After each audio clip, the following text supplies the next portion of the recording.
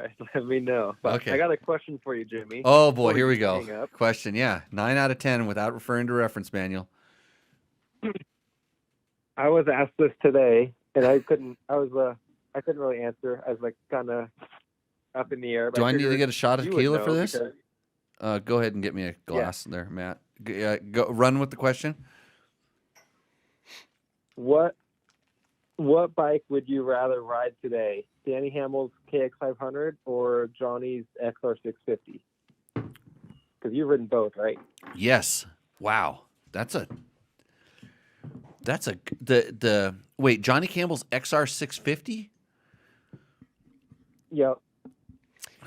Would it help you to know that I've ridden one of Dannny Hamel's KX500s? It was bought by a buddy of mine, Cliff Lum, who bought it and owned it for 10 years or so. Unfortunately, I had to sell it pretty recently. Killer bike. Amazing. Really rad. It's curious to me. It's like, whoa, what was so cool? So we're talking about like riding Dannny Hamel's bike. So 1, 2, 3 of the 4 people in this room have ridden a Dannny Hamel KX500, which is a kind of amazing thing. And Matt is probably wondering who is Dannny Hamel, although we have done stuff. No, I've read the story on him with him about. Yeah, he read the story. So, man, oh boy, that's a trick question. Who asked it? Tyler Belknap. Tyler asked that. Yeah. My vote's the Dannny Hamel bike because I've already done it. It was awesome.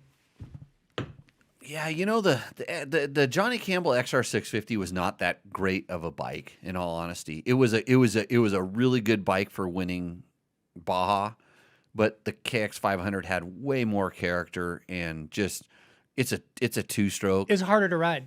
It's harder to ride the 500 than the 650. No, actually. Believe it or not, I mean the ones that were prepped for Baja. If you rode a Dannny Hamel Desert Hare and Hound bike, that's what it was. It was a Hare and Hound. Yeah, same here. Oh, that thing's a pile of shit. Like See, that's what I was expecting to hear. No, the Dannny Hamel Hare and Hound bikes, like it needed flex bars on it. Speaking of one of our sponsors, it needed to have suspension that had springs that weren't out of a giant Buick car or Cadillac. That thing was so stiff and so harsh. Dannny could just pound that thing, and he thought it was plush. And I know it was plush because I know how much he worked with Bones from Pro Circuit to make it plush and work for him, yet being so stiff.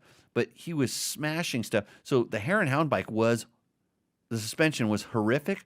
Although I don't know if you'll agree with me on the motor. It felt like it had a whole lot of snap, but all you had to do was click it up a gear, like what Dannny was usually doing, but he was just clicking it up 2 gears because the speed he was going was that much faster. And it was so buttery smooth.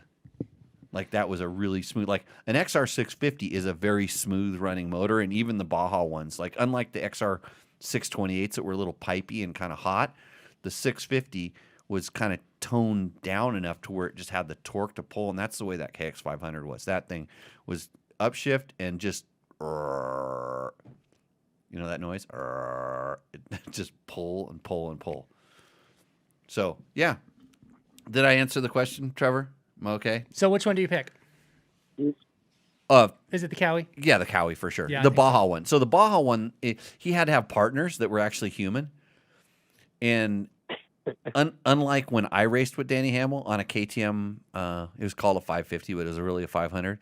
It was a KTM 500 where we went back and forth trying to find a suspension setting. We were working with the WP and the Jim Lewis, another Jim Lewis from WP, to set up suspension that would work for the both of us. And finally, I just threw in the towel and said, "Fuck it, I'll just ride whatever you Put ride. on whatever Dannny can make go fast, and I'll just get it back to him." And it worked for the most part, except for the time in the 500, I rode off a cliff because the bike danced and went off the side of the road, and I rode off a cliff. And then the other time I rode with Dannny and Dave Ondas, and if anybody knows who Dave Ondas was, he was the size of Dannny, except not nearly as fast or as fit. But at least he was that size, so the suspension kind of worked. You remember Big Dave? It's called Big Wave Dave. Like, oh yeah, bikes now, or used to. yeah, he was fit. He got really fit and leaned down and everything. But anyhow, so I had two guys that were double my size, and it was like, okay, just give me the bike. I'll just get it back to them.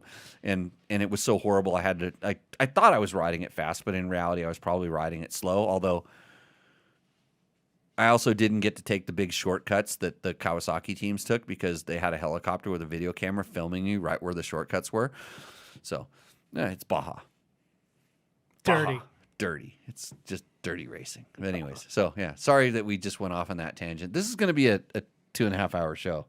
I was going to say, we still need to do Roosterendo here. That's going to be a disclaimer. Warning, 2.5 hours. Yeah, we're going to need to move it along here. Okay.